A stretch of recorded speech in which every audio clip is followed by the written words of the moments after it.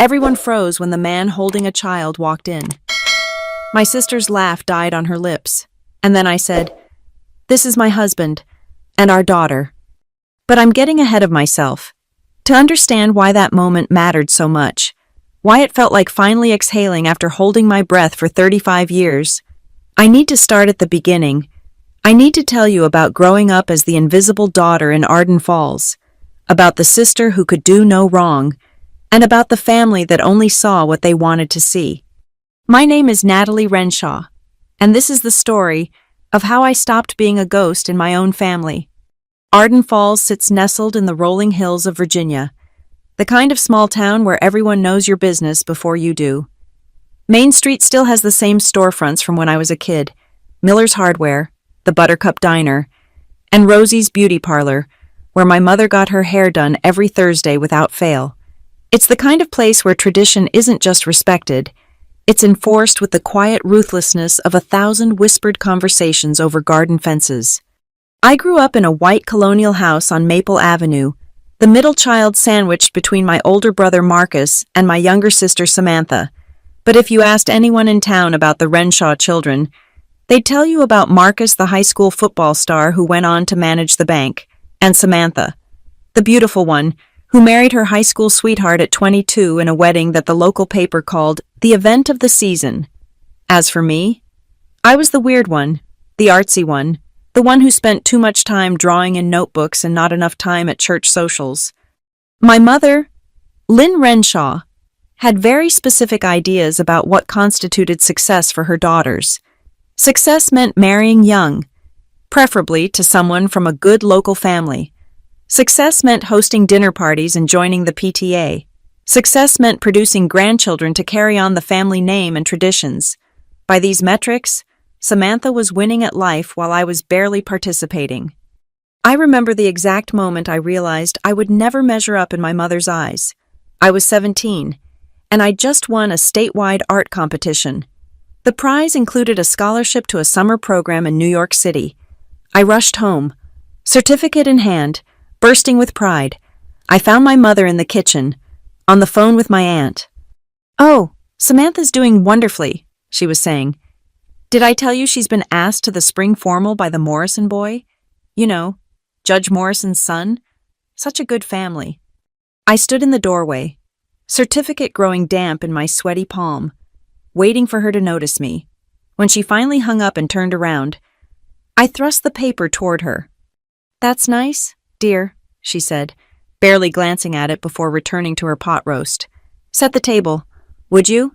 And make sure to use the good china. Samantha's bringing her boyfriend for dinner." That certificate ended up in my desk drawer, eventually buried under college applications to schools as far from Arden Falls as I could afford to go. Portland. Oregon might as well have been Mars as far as my family was concerned. I chose it specifically because it was everything Arden Falls wasn't. Diverse, artistic, unconventional. The kind of place where being a 20-something with paint-stained fingers and ambitious dreams wasn't a character flaw but a badge of honor. I threw myself into the city's creative scene, waiting tables at a vegan cafe by day and attending gallery openings by night. I lived in a tiny apartment in the Alberta Arts District with 2 roommates who made experimental music and grew herbs on the fire escape. For the first time in my life, I felt like I could breathe. The calls from home came less frequently as the months turned to years. At first, my mother would phone every Sunday, her voice tight with disapproval as she asked when I was coming home, if I'd met any nice men, whether I was going to church. I'd make excuses, cite work obligations, promise to visit soon. Eventually, she stopped asking. Our conversations became perfunctory. Health updates, weather reports, and always updates about Samantha. "Samantha's been promoted at the dental office. Samantha and James are looking at houses. Samantha's thinking about starting a family soon." I learned to tune it out, to make appropriate noises while sketching design ideas on whatever scrap paper was within reach. I told myself I didn't care. I had my own life, my own dreams. Who needed their approval? It was at a sustainability conference in 2018 that everything changed. I was there representing the small fashion startup I'd co-founded with my roommate turned business partner, Maya. We were showcasing our line of upcycled clothing, trying to catch the eye of investors who might help us scale up production. He was standing by our booth, examining a jacket made from reclaimed denim and vintage kimono fabric, tall, with sandy hair that kept falling into his eyes and hands that moved carefully, respectfully, over the garment's seams. When he looked up and our eyes met, he smiled, and something in my chest unclenched. "This is incredible work," he said. "The construction is flawless, but more than that, there's a story in every piece. You can feel it." His name was Evan Chen, and he ran a sustainable textile sourcing company. We talked for 3 hours that first day, starting with business and meandering through everything else: favorite foods, childhood pets, the books that changed our lives. He grew up in San Francisco, the son of immigrants who'd built their American dream one 16-hour day at a time. He understood what it meant to carry the weight of family expectations, to choose your own path even when it disappointed the people who loved you. My parents wanted me to be a doctor, he told me over coffee that had long gone cold. They still introduced me as their son who could have been a surgeon but chose to sell fabric instead. My mother introduces my sister as her married daughter and me as her daughter who lives in Portland, I replied. Not her artist daughter, not her entrepreneur daughter, just the one who lives far away. We were married 18 months later in the Portland Japanese garden, surrounded by cherry blossoms and the 20 people who mattered most to us. Maya was my maid of honor. Evan's sister Lisa stood as his best woman. We wrote our own vows, promising to see each other fully, to honor each other's dreams, to build a life that belonged to us alone. I sent my family an invitation. Of course, I even called my mother to tell her about Evan, about the wedding, about how happy I was. Her response was a masterclass in passive aggression. "Oh, honey, that's wonderful. Of course. You know Samantha's anniversary party is that same weekend. We've had it planned for months. Such a shame about the timing. But I'm sure you understand." I understood perfectly. I understood that my wedding, my happiness, my life would always come second to Samantha's most mundane celebrations. I hung up the phone and made a decision. I would stop trying to force myself into a family that had no room for me. The wedding was perfect without them. Evan's family embraced me immediately, his mother teaching me to make dumplings for our rehearsal dinner, his father walking me down the aisle since mine chose not to come. When the officiant pronounced us married and Evan kissed me under a shower of cherry blossoms, I didn't feel like anything was missing. I felt whole. We honeymooned in Vietnam, exploring the markets where Evan sourced some of his most beautiful fabrics. I filled sketchbook after sketchbook with design ideas, inspired by the colors and textures around us. We talked about the future, about the business we could build together, about the family we wanted to create. "I want our kids to know they're loved for exactly who they are," Evan said one evening as we watched the sunset over Ha Long Bay. "Not for who we think they should be. I want them to know that family shows up," I added. "That love isn't just words, it's presence." We moved into a craftsman house in the Beaumont, Wilshire neighborhood, with a studio space for me and the converted garage and room to grow. Our business thrived, combining Evan's ethical sourcing with my design vision. We were featured in Vogue's sustainability issue. We were invited to speak at conferences. We were building something real and meaningful together. When I found out I was pregnant, Evan lifted me off my feet and spun me around our kitchen, both of us crying and laughing at the same time. We painted the nursery together, a mural of trees and birds and stars that took us 3 weeks to complete. I designed a line of sustainable baby clothes, each piece made with love and intention. I almost called my mother a dozen times during those 9 months. I'd pick up the phone, scroll to her number, imagine telling her about the ultrasounds, the kicks, the way Evan talked to my belly every night before bed. But then I'd remember all the milestones she'd already dismissed, all the times she'd pivoted to Samantha mid-conversation, and I'd put the phone down. Isla was born on a rainy Tuesday in March, screaming and perfect and absolutely certain of her place in the world. Evan cried harder than she did. whispering promises in Mandarin and English as he held her for the first time. His parents flew up from San Francisco, staying for 2 weeks to cook for us and coo over their granddaughter. My friend Maya organized a meal train, our house filled with love and casseroles and tiny pink onesies.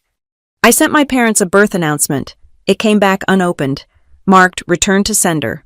Later, I learned they'd been on a cruise with Samantha and James. My mother never mentioned receiving it when we spoke 3 months later, and I didn't ask. What was the point? The years passed in a blur of first smiles, first steps, first words. Isla grew into a curious, artistic child who approached the world with the same wonder her father did. She loved to sit in my studio while I worked, making her own creations from fabric scraps and buttons. Evan taught her Mandarin alongside English, and she switched between languages with an ease that amazed me. We were happy, genuinely, deeply happy in a way I'd never imagined possible growing up in that house on Maple Avenue. We had Friday night dance parties in our living room. We had Sunday morning pancakes shaped like dinosaurs. We had a life that was messy and loud, and entirely our own. But late at night, when Isla was asleep, and Evan was reviewing sourcing contracts, I'd sometimes find myself scrolling through Samantha's social media. Her life looked like a magazine spread. Perfect house, perfect husband, perfect dinner parties with our mother smiling approvingly in every photo. The comments were always variations on a theme. Such a beautiful family.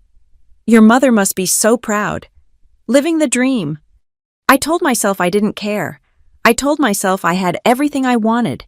I told myself that blood didn't make a family, that the people who showed up were the ones who mattered. All of this was true, but there was still a part of me, buried deep, that wondered what it would feel like to have my mother look at me the way she looked at Samantha in those photos. When the baby shower invitation arrived, I almost threw it away without opening it. The envelope was addressed in my mother's careful script, my name spelled out formally, Miss Natalie Renshaw, as if I hadn't been married for 6 years, as if I was still the unmarried disappointment living too far away to matter. But something made me open it. Maybe it was Isla asking me the week before why she only had 1 grandma and grandpa when her friend Lucy had 4. Maybe it was the pregnancy test sitting in my bathroom drawer, positive as of 3 days ago. A secret I hadn't even told Evan yet. Maybe I was just tired of being erased from my own family's story. The invitation was exactly what I expected. Pink and gold, professionally printed, with Samantha's name in elaborate script. Please join us in showering Samantha with love as she prepares for her greatest adventure yet. The date was 6 weeks away. At the bottom, in my mother's handwriting, was a note. Would love if you could show up for once. It's been years, and no one expects you to bring a +1, LOL. I stared at that last line until the words blurred. No one expects you to bring a +1, as if I was still the weird, single daughter who couldn't find anyone to love her. As if the last decade of my life hadn't happened. As if I hadn't sent them wedding invitations, birth announcements, Christmas cards with photos of my growing family. That night, I showed Evan the invitation. He read it twice, his jaw tightening. They still don't know about me? About Isla? They know, I said quietly. They just choose not to acknowledge it. He pulled me into his arms, and I breathed in the familiar scent of his cologne, mixed with the lavender laundry detergent we used. You don't have to go. You don't owe them anything. I know. I thought about Isla in the next room, drawing pictures of her family, how she always included a grandma and grandpa she'd never met, figures with question marks for faces. But maybe it's time. The next 6 weeks passed in a haze of preparation, not just the physical preparation of booking flights and arranging time off work, but the emotional preparation of returning to a place that had never quite felt like home. I bought a new dress, soft gray silk, that fell perfectly over my barely showing baby bump. I had my hair professionally styled.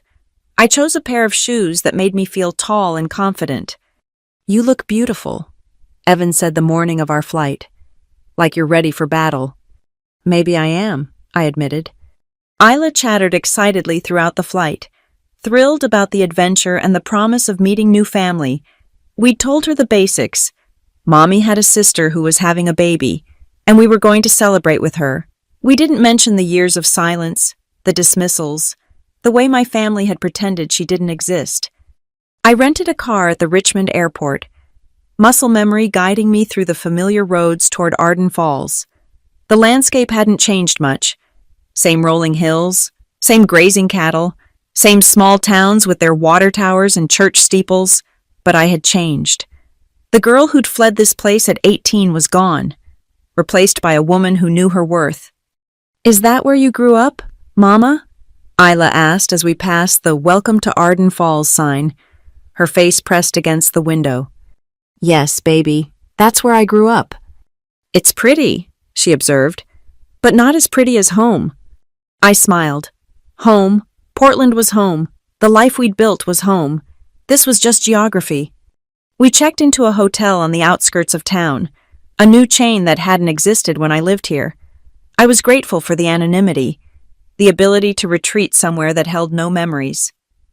Evan took Isla to the pool while I sat on the bed, staring at my phone. "You sure about this?" he asked when they returned. Isla wrapped in a towel and babbling about her swimming prowess. "No," I said honestly, "but I think I need to do it anyway."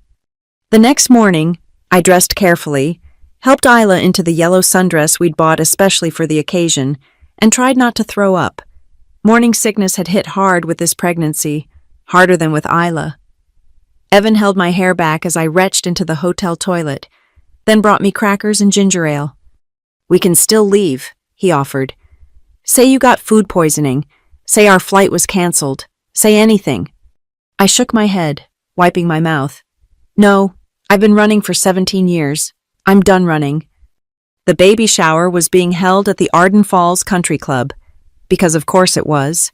Samantha had probably dreamed of hosting events there since we were kids, pressing our faces against the fence, watching the members' children play tennis in their white clothes.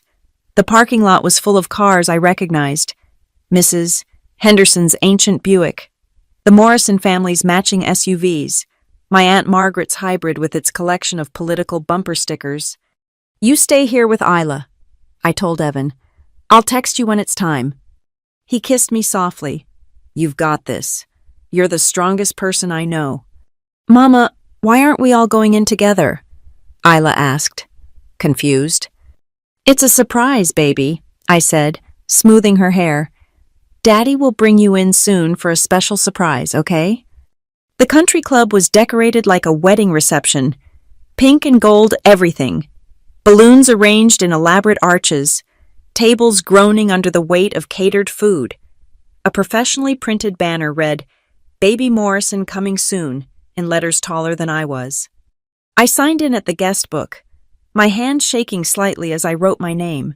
The woman manning the table, someone's cousin, I thought, though I couldn't place her, looked at me blankly. "I'm sorry, are you sure you're at the right event? This is Samantha Morrison's shower." "I'm her sister," I said. Her eyes widened. "Oh, the one who lives in California?" "Oregon." Right. Well, how nice that you could make it." The main ballroom was a sea of pink tablecloths, pink flowers, pink punch in crystal bowls, women clustered in groups, their laughter tinkling like wind chimes. I recognized most of them, girls I'd gone to school with, now mothers themselves, wearing the uniform of small-town respectability, pearl necklaces, cardigans, shoes that matched their purses. I spotted my mother first, Lynn Renshaw, 63 years old and still trying to pass for 50, holding court near the gift table. She wore a pink dress that coordinated perfectly with the decorations, her hair freshly colored and styled. She was laughing at something, her hand on another woman's arm, the picture of a proud grandmother-to-be. She didn't notice me at first. I stood near the entrance, invisible as always, watching the party unfold around me.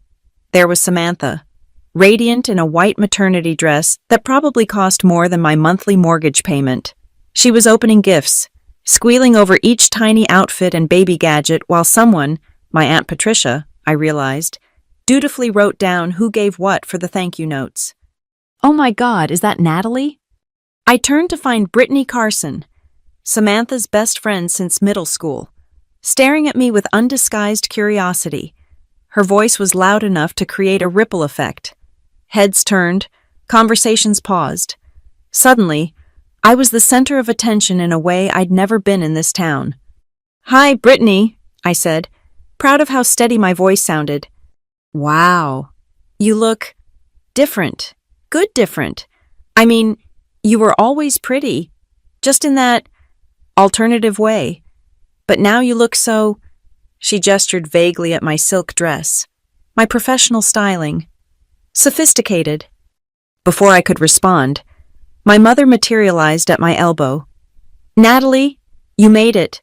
Her tone was carefully neutral, but I caught the flash of surprise, and was that disappointment? In her eyes. "I wasn't sure you'd actually come." "I said I would." "Yes, well," she looked around, as if searching for something. "Did you come alone? I know the invitation said +1, but I didn't see a +1 on my invitation. Actually," I said mildly, "just a note that no one expected me to bring one." She had the grace to look slightly ashamed. "Oh, that was just, you know how I joke. Come, let's get you some punch. Samantha will be so happy you're here." I let her lead me through the crowd, noting the whispers that followed in our wake. "Is that the sister? The one who moved to Portland? I heard she's still single. My mom said she does something with clothes." Samantha looked up from a pile of baby blankets as we approached. For a moment, our eyes met, and I saw a flash of something. Guilt? Regret? Before her party smile clicked into place. "Natalie, oh my God, you actually came." She struggled to her feet, one hand on her impressive belly, and air-kissed me on both cheeks. "Everyone, look who made it. My big sister, all the way from Portland." The crowd made appropriate noises of welcome. I smiled and nodded, playing my part, but inside, I was counting down minutes, waiting. "So," Samantha said, settling back into her chair, "tell us about Portland. Are you still doing the whole starving artist thing? Mom says you make clothes or something." "I co-own a sustainable fashion company," I corrected. "We were featured in Vogue last year." "Vogue?" My Aunt Margaret perked up. "Really?" "The sustainability issue," I confirmed. "We're actually in talks with several major retailers about—" "That's nice," my mother interrupted. "Though I do worry about you, sweetheart. All work and no play. You're not getting any younger. You know, 35 is practically geriatric in pregnancy terms." Samantha laughed, the sound sharp as glass. "Oh, Mom! Stop. Not everyone can find their James in high school. Some people are just meant to be career women. Right, Nat?" The old nickname, the dismissive tone, the way she said, "career women," like it was a consolation prize. It all hit exactly the way she intended. Around us, women nodded sympathetically, already writing my story in their heads. The spinster sister, the one who chose work over family, the cautionary tale they'd tell their daughters. "Actually," I started, but my mother was already moving on. "Let's play a game. Who can guess the baby's weight?" I stood there, invisible again, as the party swirled around me. Games were played, advice was given. Samantha opened gift after gift. Each one met with theatrical delight. I checked my phone. Evan had texted, "Ready when you are. Isla's getting antsy." 20 minutes, I texted back. "So, Natalie," Brittany appeared at my side again, pink punch in hand. "Are you seeing anyone? I have a cousin in DC who's single. He's an accountant, very stable." "That's kind of you, but—" "Oh, you're not—" She lowered her voice. "You know, gay? Because that's totally fine. My hairdresser is gay and he's the nicest—" "I'm not gay," I said, cutting her off, "though there's nothing wrong with being gay." "Oh, good. I mean, not good that you're not gay. Good that— Anyway, so about my cousin." "She's not interested in your cousin, Brittany," Samantha called out. "Natalie's married to her work. Always has been. Remember in high school when she turned down Josh Morrison for prom to work on some art project?" The room laughed. I remembered that night differently. I remembered Josh Morrison cornering me by my locker, drunk already at 3 in the afternoon, telling me I should be grateful he was even asking the weird girl. I remembered saying no and him spreading rumors about me for weeks after. I remembered Samantha laughing along with everyone else. Besides, Samantha continued, warming to her theme, can you imagine Natalie with a baby? She'd probably try to dress it in all black, or organic hemp or something. More laughter. My mother tittered along, not bothering to defend me. I felt 17 again, standing in that kitchen with my certificate, realizing I would never be enough. You know what? I said, my voice cutting through the laughter. You're right. I can't imagine having a baby. Samantha smirked, victorious. See? Some people just know themselves. Which is why it's so strange that I have a 5-year-old daughter. The silence was immediate and absolute. Samantha's smirk froze. My mother's punch glass tilted dangerously. What? My mother whispered. I pulled out my phone, scrolled to a photo of Isla at her dance recital, proud and beaming in her tutu. Her name is Isla. She's 5. She likes dinosaurs and painting and speaks Mandarin and English. You have a child? Samantha's voice was strangled. With who? I checked my phone. He should be here any minute. Actually, I told him to wait in the car, but... The ballroom door opened, and there he was, Evan, looking devastating in his navy suit, holding Isla's hand. She bounced beside him in her yellow dress, her face bright with excitement. The entire room turned to stare. You could have heard a pin drop. I walked to them, my heels clicking on the marble floor. Each step felt like a victory. Evan's eyes met mine, full of love and support and pride. Isla broke free and ran to me. Mama, is this the surprise party? I lifted her into my arms, kissing her cheek. Yes, baby, this is the party. I turned back to the frozen crowd, Evan's hand warm on my back. Everyone, this is my husband, Evan. We've been married for 6 years, and this is our daughter, Isla. 6 years? My mother's voice cracked. You've been married for 6 years? 6 wonderful years, Evan confirmed, his arm around my waist. Though I have to say, I'm surprised you're surprised. We sent invitations to the wedding. My mother looked helplessly at Samantha, then back at me. There must have been some mistake. We never received. And the birth announcement, I added calmly, and the Christmas cards, every year for 5 years, all returned to sender or ignored. That's not... I would never... She was actually shaking now. You have a daughter? I have a granddaughter? Hi, Isla waved cheerfully. Are you my grandma? Mommy says you live far away, but this doesn't seem very far. We only flew for 5 hours. My Aunt Margaret was the first to break the tableau, crossing the room with surprising speed for a 70-year-old. Well, I'll be damned. Natalie Renshaw. You dark horse? She looked at Evan appraisingly. And you married well, too. He's gorgeous. Aunt Margaret, my mother gasped. What? He is. And this little one. She bent down to Isla's level. Aren't you just the prettiest thing? I'm your great-aunt Margaret. I've been waiting to meet you for a very long time. You have? Isla asked, confused. But Mommy said, why don't we get you some juice? Evan intervened smoothly, sensing danger. I think I saw a dessert table too. With cookies? Isla's eyes widened. Lots of cookies? As Evan led her away, I faced my family. Samantha had tears streaming down her face, though I couldn't tell if they were from anger or something else. My mother looked like she'd aged 10 years in 10 minutes. How could you? Samantha whispered.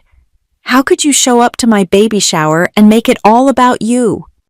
I didn't make it about me, I said quietly. You did, with your jokes about my unmarried state, your comments about my life, your assumption that I'm some pathetic spinster living alone with her cats. But you never said anything, you never told us.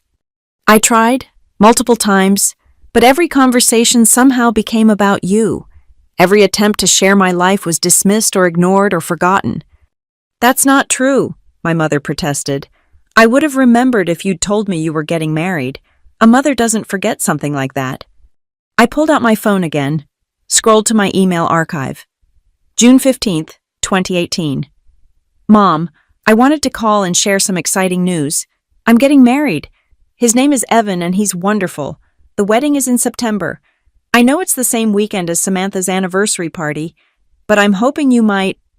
Stop, she whispered. October 2nd, 2018.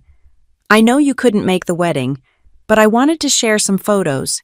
Evan's family was so welcoming, and the ceremony was… Please stop. March 30th, 2020. We had the baby. Isla Marie Chen Renshaw. 7 pounds, 2 ounces. I've attached some photos. I know things are crazy with the pandemic, but when things settle down… Enough. The word came out as a sob. My mother sank into a chair, her carefully styled hair wilting. I remember some of those emails, but I thought, you were so far away, and Samantha was here, and she needed help with her house, and then James's mother got sick, and I didn't matter enough to remember. I finished for her. The room was silent except for my mother's quiet crying. Even Samantha seemed shocked out of her usual self-absorption. Around us, the party guests shifted uncomfortably. Trapped in a family drama they'd probably dissect for weeks over coffee and gossip. I think, my Aunt Margaret said loudly, that perhaps we should give the family some privacy. There was a general exodus, women gathering purses and making excuses. Within minutes, the ballroom had emptied except for family. Evan returned with Isla, who was happily munching on a sugar cookie. Mommy, why is everyone leaving? Is the party over? No, sweetheart. Just changing locations. I smoothed her hair. Why don't you show Daddy the gardens outside? I saw some really pretty flowers. Evan caught my eye. A silent question. I nodded. I needed to do this next part alone. When they were gone, I sat across from my mother and sister. We stared at each other across the wreckage of the party. Abandoned punch glasses, half-opened presents, a cake that said, "Baby makes 3," in pink icing. I don't understand, Samantha said finally. Why didn't you try harder? Why didn't you make us listen?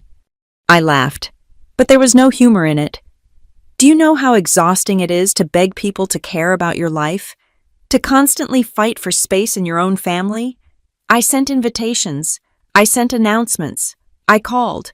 And every single time, I was made to feel like an inconvenience, like my milestones were interruptions to the real story, which was always about you. That's not fair, she protested. You were the one who left. You were the one who chose to live across the country. How were we supposed to… Marcus lives in Chicago, I interrupted. That's just as far. But somehow you managed to remember his wife's name. Somehow his kids get birthday presents and video calls. She fell silent at that. Do you want to know why I really left? I asked. It wasn't just the art scholarship or the big city dreams. It was because I realized that no matter what I did, no matter what I achieved, I would always be the weird sister, the one who didn't fit, the one whose interests were tolerated at best and mocked at worst. We never mocked you, my mother said weakly. Natalie's going through another phase. Natalie's always been our little oddball. Natalie will grow out of it. At least we have Samantha. I quoted their words back to them, each one still sharp after all these years. Do you have any idea what it's like to grow up feeling like a consolation prize in your own family? My mother flinched. I never meant… We loved you. We love you. Love isn't just a feeling, Mom. It's an action. It's showing up. It's remembering. It's making space. And you never did any of that for me. But you never seemed to need us, Samantha said. And for the first time, she sounded genuinely confused rather than defensive. You were always so independent, so self-sufficient. You had your art and your friends and your plans. I was the one who needed help. I was the one who was exactly what they wanted you to be, I finished. And that's fine. I'm glad you found happiness in the life Mom mapped out for you, but I needed something different, and instead of trying to understand that, You all just wrote me off. We sat in silence for a long moment. Through the window, I could see Evan pushing Isla on a swing, her laughter carrying faintly through the glass. She's beautiful, my mother whispered. Your daughter, she looks like you. She has Evan's eyes, I said, and his curiosity about everything. She's perfect. I missed it all. The tears were falling freely now. Her first steps, her first words, all of it. Yes, I said simply. You did. Is it too late? She looked at me with desperate hope. To know her? To know you? To be a family?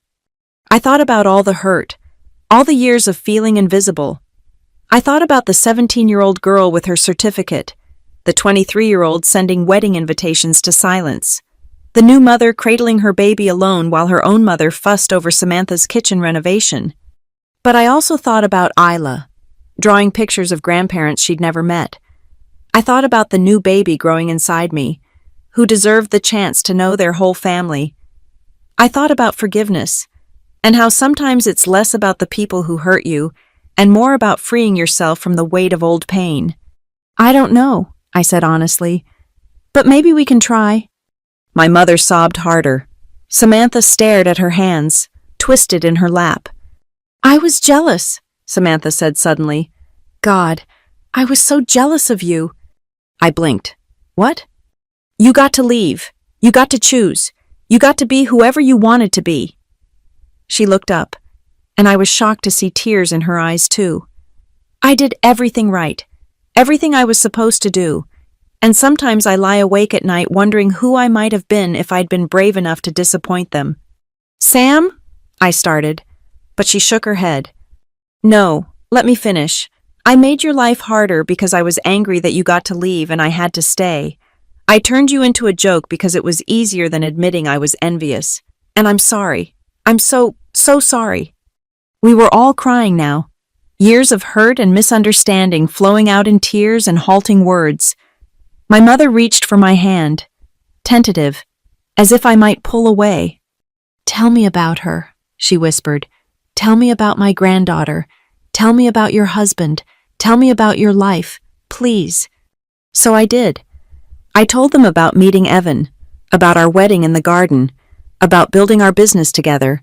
I told them about Isla's first word, surprisingly, light in Mandarin, about her love of dinosaurs, about how she insisted on wearing a tutu to grocery shop for 6 months straight. I showed them photos on my phone, birthday parties and beach trips and lazy Sunday mornings. And you're happy? My mother asked. Truly happy? Truly happy, I confirmed. It's not the life you imagined for me, but it's exactly the life I imagined for myself. That's all I ever really wanted, she said softly. For my children to be happy. I thought I knew what that looked like. I thought happiness meant following the path I'd taken. I never considered that you might need a different map. Samantha laughed wetly. God, we really fucked this up, didn't we? Samantha, language, our mother gasped, but she was almost smiling. What? I'm about to be a mother. I need to practice my mom voice. She looked at me. Can I meet her properly? Isla, as her aunt? I nodded. I'll go get them. I found Evan and Isla in the garden, making daisy chains. Isla had flowers in her hair and dirt on her dress, and she'd never looked more perfect. How did it go? Evan asked quietly. Better than expected, I said. They want to meet you, properly this time. He studied my face. And you're okay with that? I think so. Maybe. We'll see. Mama, did you cry? Isla touched my cheek with concern. Your makeup is smudgy. Happy tears, baby. Sometimes we cry when we're happy too. Oh, like when Daddy cries at movies? Evan groaned. I told you not to tell people that. I laughed, really laughed, for the first time all day. Come on, there are some people who want to meet you.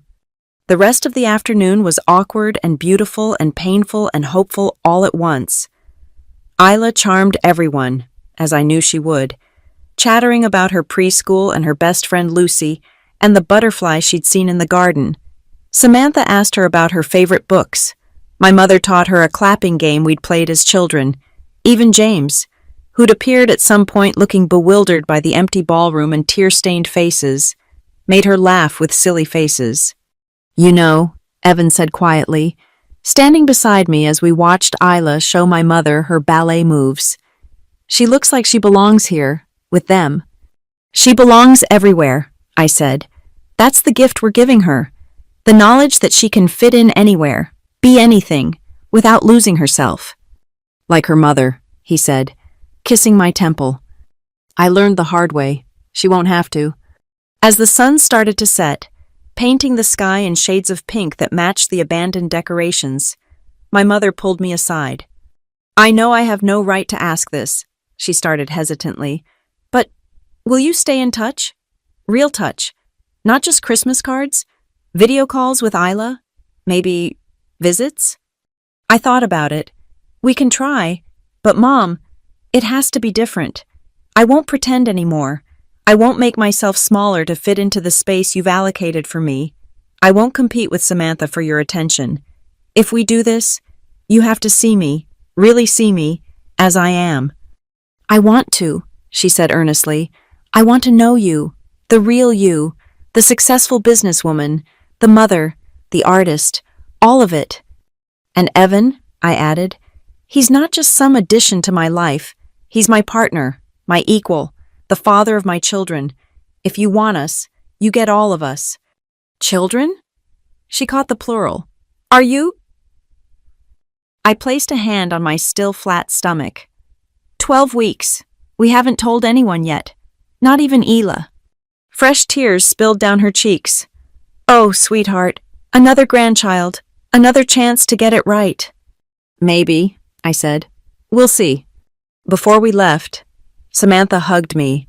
A real hug, not the air kiss performance from earlier. "I'm sorry," she whispered. "For all of it, for the jokes and the dismissal and the way I made you feel invisible. You were never invisible. I always saw you. I was so scared you'd see me too. See how jealous and small I was." "You're not small," I told her. "You're just different, and that's okay." Can we try again? As sisters? Real sisters this time?" "I'd like that," I said, and meant it. The drive back to the hotel was quiet. Isla had crashed from her sugar high and emotional excitement, sleeping in her car seat with her new stuffed animal, a gift from Samantha, clutched to her chest. Evan held my hand over the center console, his thumb tracing circles on my palm. "So," he said eventually, "that was a lot," I finished. "Are you okay?" I considered the question. Was I okay? I'd spent years building walls around the hurt, convincing myself I didn't need their approval or their presence. Today, I'd demolished those walls in the most dramatic way possible. I'd made myself vulnerable again to people who'd already proven they could hurt me. But I'd also stood up for myself. I'd claimed my place in the family narrative.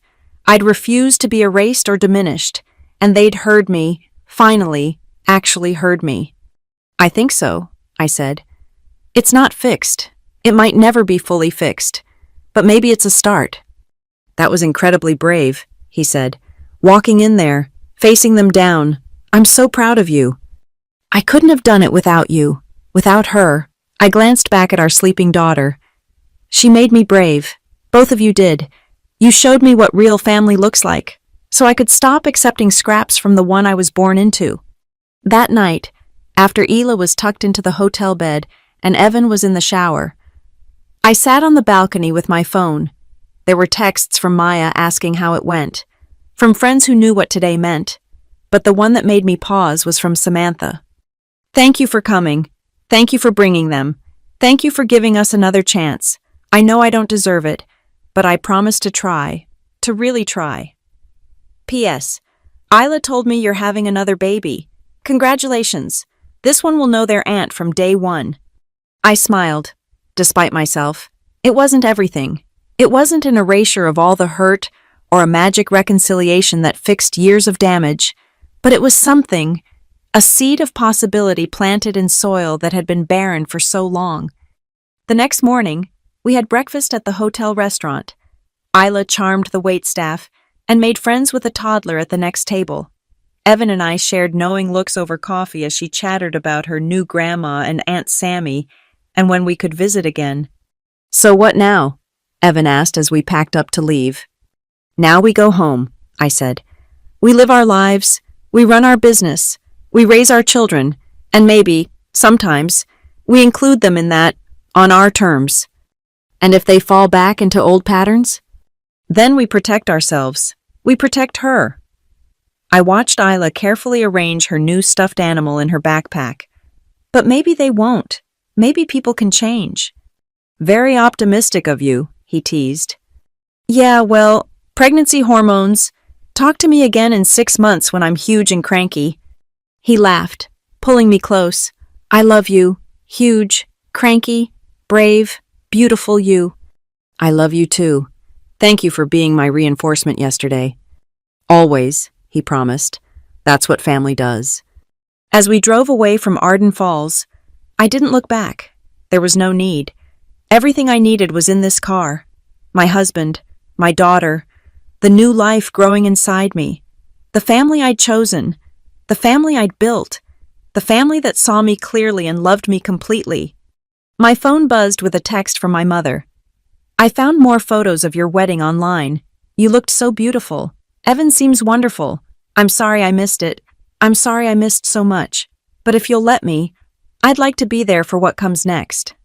I showed it to Evan at a red light. He smiled. "What do you want to do?" "I want to give her a chance," I said slowly. "Not for her, not even for me, but for them." I touched my belly, then looked back at Isla. They deserve to know where they come from, all of it, the good and the complicated, and the learning how to do better. "Then that's what we do," he said simply. "That's what we do," I agreed. 6 months later, I stood in my Portland kitchen, Evan's arms around my enormous belly, watching my laptop screen. On the other side of the video call, my mother held her newest granddaughter, Samantha's baby girl, born 2 weeks earlier. Samantha looked tired, but happy, and even through the camera, I could see how gentle my mother was with the baby, how present. "Have you picked a name yet?" my mother asked, addressing me. "We have," I said, "but we're waiting until she's born to announce it." "She?" Samantha perked up. "Another girl?" "Another girl," Evan confirmed. "Isla's very excited about being a big sister." "Where is my granddaughter?" my mother asked, and the ease with which she said it, my granddaughter, as if she'd always claimed her, made my chest tight. "Art class," I said. "She's working on a painting for the baby's room." "Of course she is," Samantha said. But it was fond now, not mocking. An artist like her mama. We talked for a few more minutes about pregnancy symptoms and nursery plans. My mother offered to come help after the birth, an offer I said I'd think about and actually meant it. When we hung up, Evan kissed the top of my head. "You okay?" "Yeah," I said, surprised to find it was true. "I actually am." "No regrets about the baby shower bombshell?" I laughed. "Are you kidding? That was the most satisfying moment of my life. Did you see their faces when you walked in?" "I did, though I was mostly looking at you. You look like a warrior princess claiming her throne." "Mixed metaphors," I teased. "Accurate ones," he countered. 2 weeks later, Rosalie Isla Chen Renshaw was born, screaming and perfect and absolutely certain of her place in the world, just like her sister. When my mother asked to video call from the hospital, I said yes. When she cried at the first sight of her newest granddaughter, they were genuine tears. When she asked if she could visit, I gave her dates that worked for us. It wasn't perfect. There were still moments of awkwardness, times when old patterns threatened to resurface, but we were trying, all of us, to see each other clearly, to make space for different kinds of happiness, to build something new on the ruins of what had been. The day Rosie turned 1 month old, a package arrived from Virginia. Inside was a handmade quilt, each square containing a photo transferred onto fabric. I recognized my grandmother's wedding dress, my mother's graduation photo, Samantha as a baby, but there, given equal space and prominence, were photos I'd sent over the past months. My wedding, Isla's first birthday, Evan and me at our business launch. The note, in my mother's careful handwriting, said, "Every family tells a story. Thank you for making sure ours includes all its chapters. Love, Mom." I hung the quilt in Rosie's nursery, where it caught the afternoon light. When Isla came home from preschool, she studied it carefully, tracing the faces with one small finger. "That's our family," she announced with satisfaction. "All of us." "All of us," I agreed, lifting her up to see better. "Even the ones who live far away." "But we live here," she said firmly. "This is home." "This is home," I confirmed, breathing in the scent of her strawberry shampoo, listening to Rosie starting to fuss in her bassinet, hearing Evan's car in the driveway. "This is definitely home." And it was. Not the home I'd run from all those years ago, but the one I'd built with my own hands, filled with chosen love and intentional joy, a home where everyone was seen, where different paths were celebrated, where love was shown through presence and attention and the daily choice to show up. The girl who'd fled Arden Falls at 18 would barely recognize the woman I'd become, but she'd be proud.